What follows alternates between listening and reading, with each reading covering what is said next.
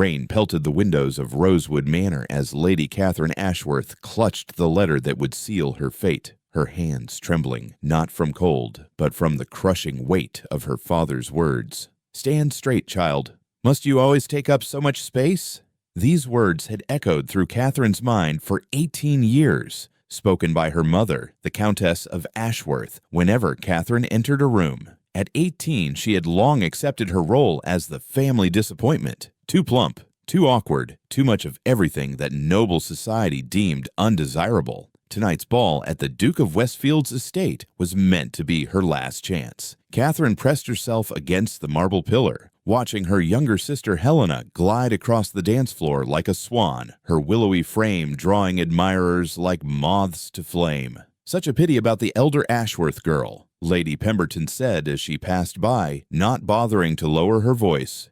"With that distinguished bloodline, one would expect better breeding. The poor dear must be desperate to find anyone who'll take her." Catherine fixed her gaze on a portrait across the ballroom, her practiced smile never wavering. She had become an expert at pretending deafness to such cruelties, though each comment carved itself deeper into her heart. The carriage ride home through the moonlit countryside was unusually silent. Catherine sensed her father's brooding presence beside her, something darker than his usual disappointment weighing on his mind. "Father, you seem troubled. Has something happened?" she ventured tentatively. "Nothing that concerns you, daughter," Count Ashworth replied curtly, but it did concern her. The next morning, Catherine was summoned to her father's study, a rare occurrence that set her heart racing with dread. The study reeked of tobacco and desperation. Her father shuffled through papers on his mahogany desk, unable to meet her eyes. "Catherine, you understand our family's position in society?" he began. "Yes, father," she replied. "What you don't understand is how precarious that position has become. 3 failed harvests, your mother's extravagant social obligations, and certain investments that didn't yield as expected." He finally looked at her, his eyes cold as winter stone. "I've found a solution that benefits everyone. There's a landowner to the north, Thomas Blackwood. His property borders our eastern fields, fertile land we desperately need. He's refused to sell for years, but he's agreed to a different arrangement." Catherine's blood turned to ice water. "You'll go to live with him. In exchange, he'll grant us farming rights to his eastern acres." "Live with him? As his wife?" Catherine asked, barely above a whisper. "As whatever he requires. He's a widower, respectable enough for someone of your limitations. The papers are signed. You leave at dawn." "Dawn.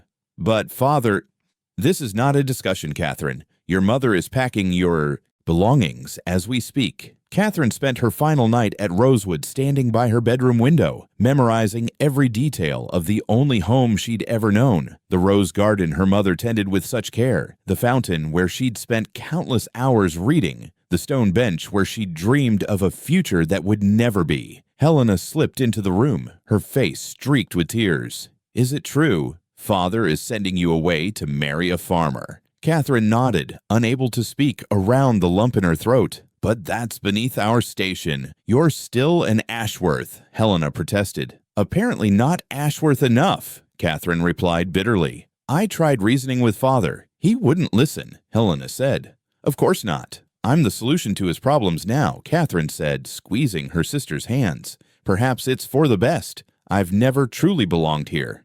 "Don't say that. It's true, and we both know it. Maybe in a different place, with different expectations."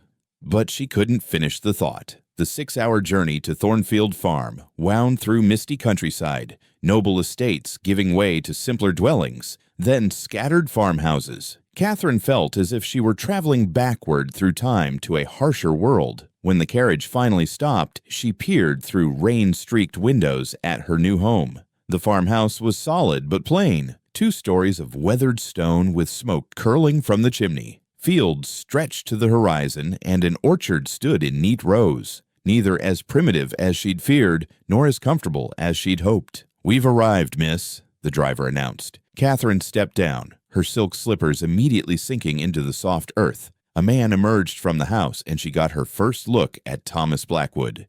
He wasn't what she'd expected, tall and broad-shouldered, perhaps in his early 30s, with a face weathered by outdoor work, but even features. His gray eyes were clear beneath dark brows. He wore simple clothes, linen shirt, sturdy trousers, boots caked with soil. Nothing cruel in his expression, but nothing particularly welcoming either. "Miss Ashworth," he said simply.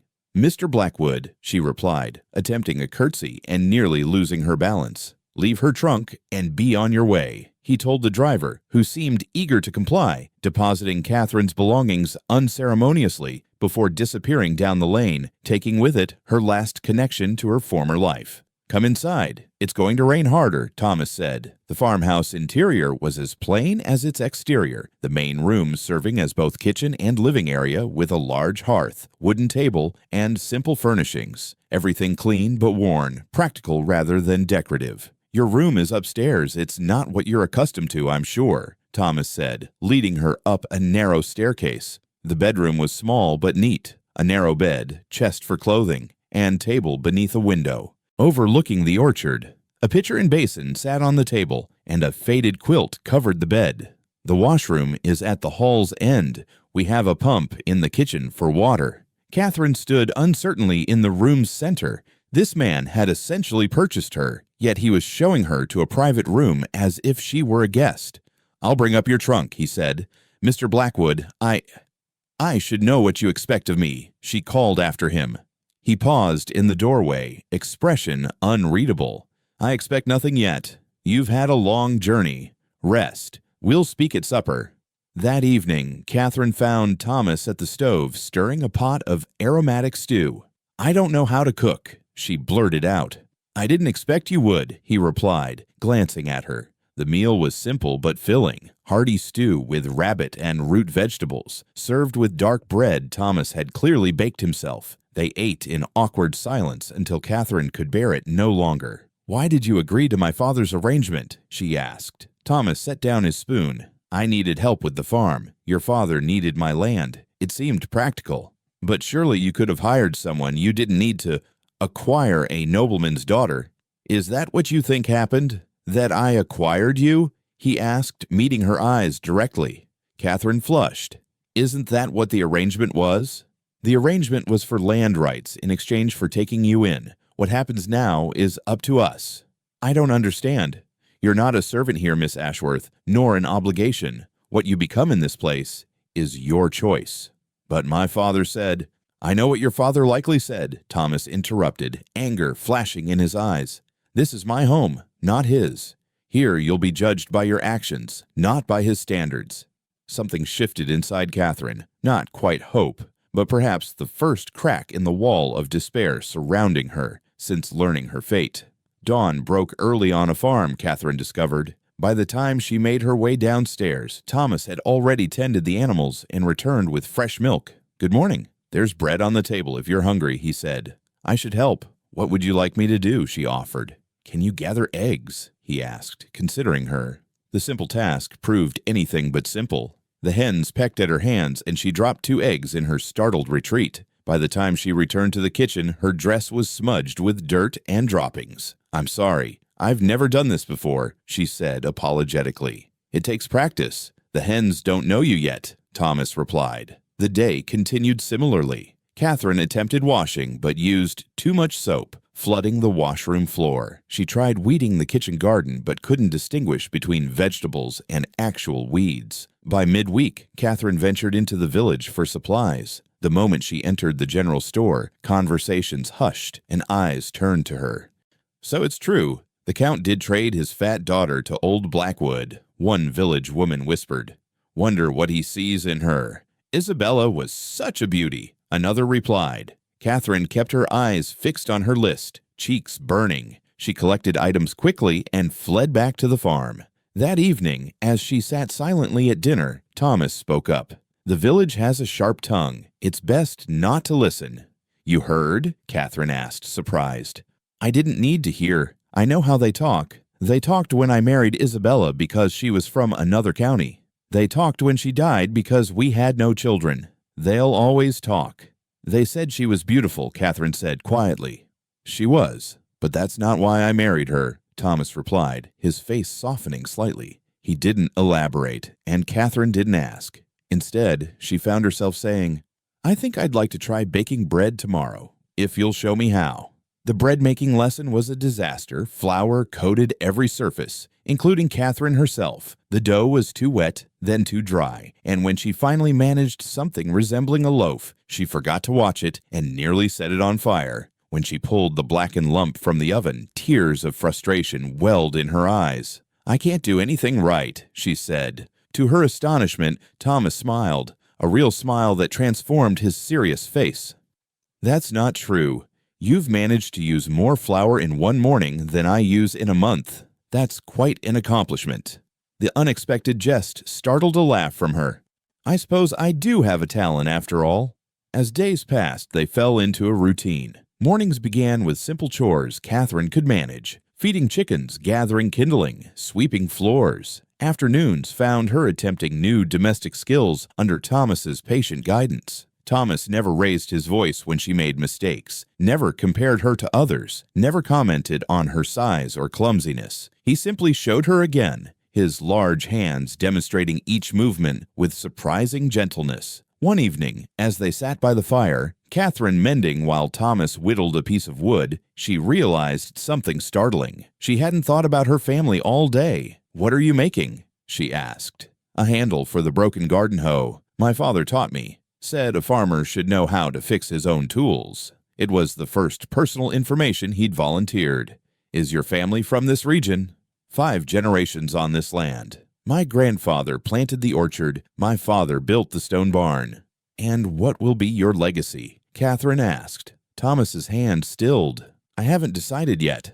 Something in his tone made her look up. He was watching her with an expression she couldn't quite read. For the first time, Catherine wondered if he was as uncertain about their arrangement as she was. As summer deepened, farm life's rhythms seeped into Catherine's bones. She woke naturally with the sun, her body no longer protesting the early hours. Her hands developed calluses and a healthy tan. The muscles in her arms and legs strengthened from daily work. One morning, Thomas found her weeding the vegetable garden with slightly more success. "You're pulling up carrots," he observed, crouching beside her. "They all look the same to me." Catherine sighed in frustration. Instead of taking over, Thomas began teaching her, identifying each plant, explaining when to harvest, how to tell if something needed water. His knowledge was intimate and complete, learned not from books, but from years of observation. "How do you know all this?" she asked. "The land teaches you if you pay attention. Come, I want to show you something." They walked to the wheat field where Thomas bent to examine the stalks. "Feel this. The grain is nearly ready. Another week, perhaps 2.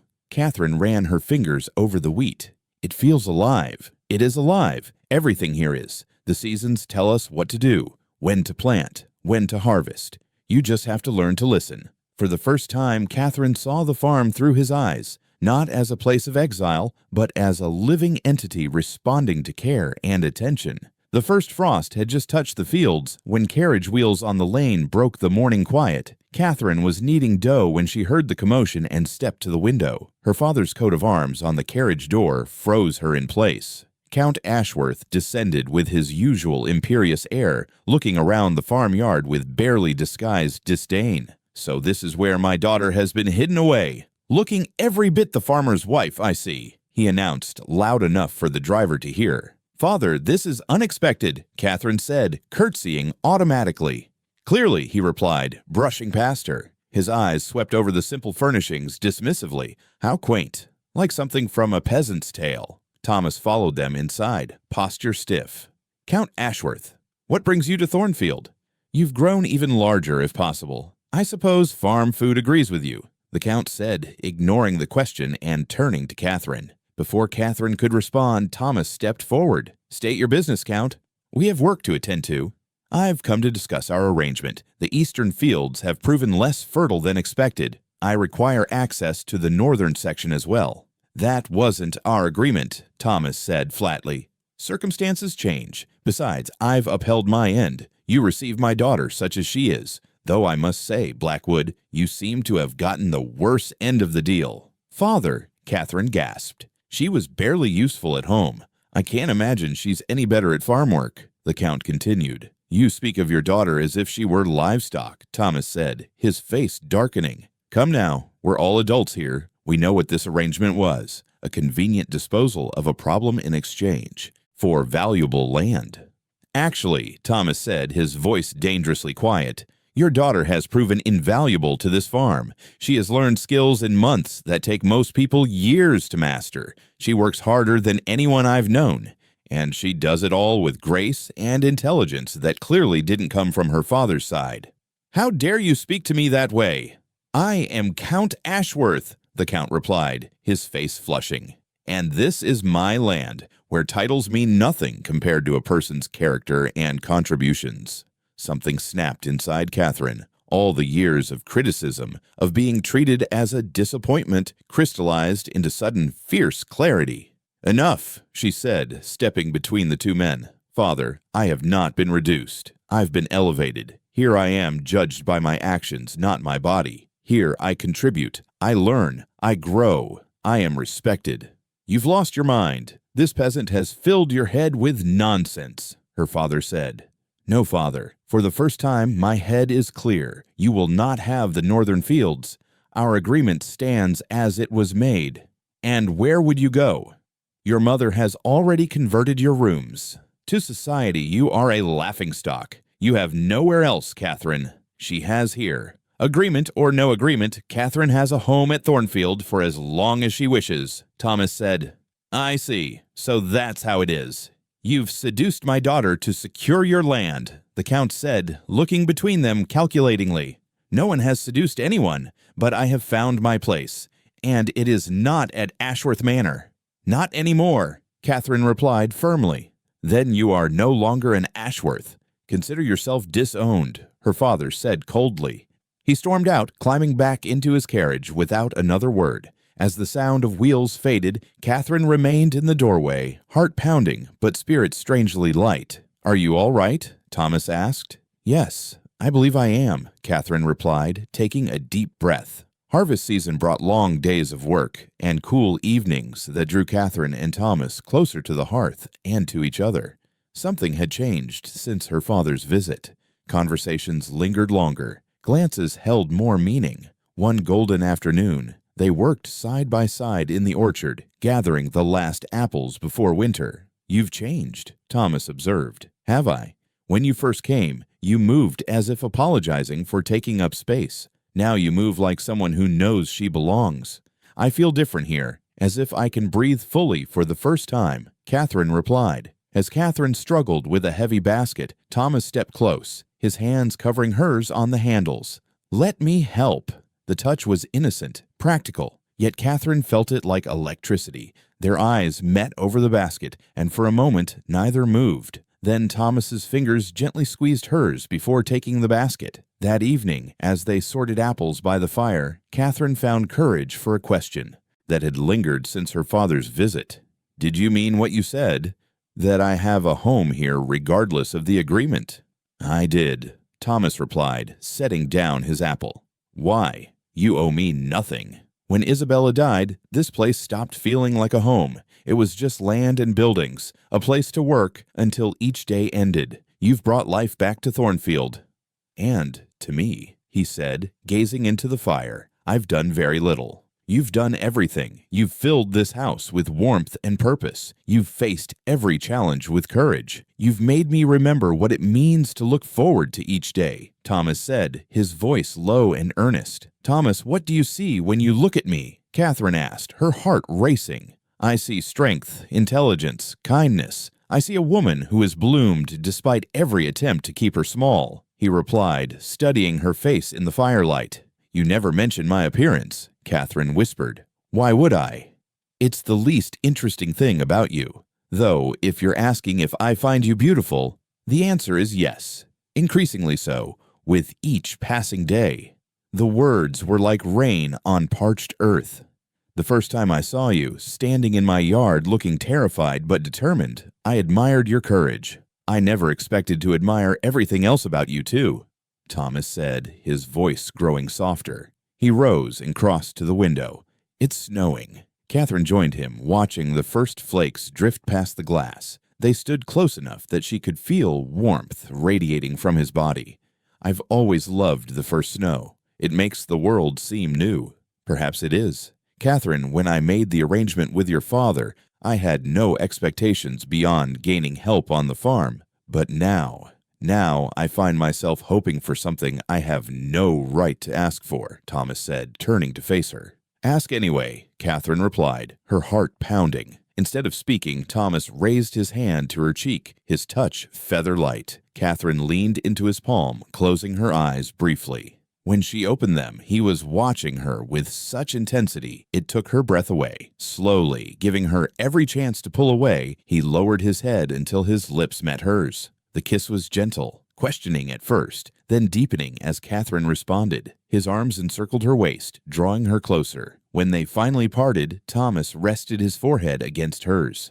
"I never expected to feel this way again. I never thought I'd want to.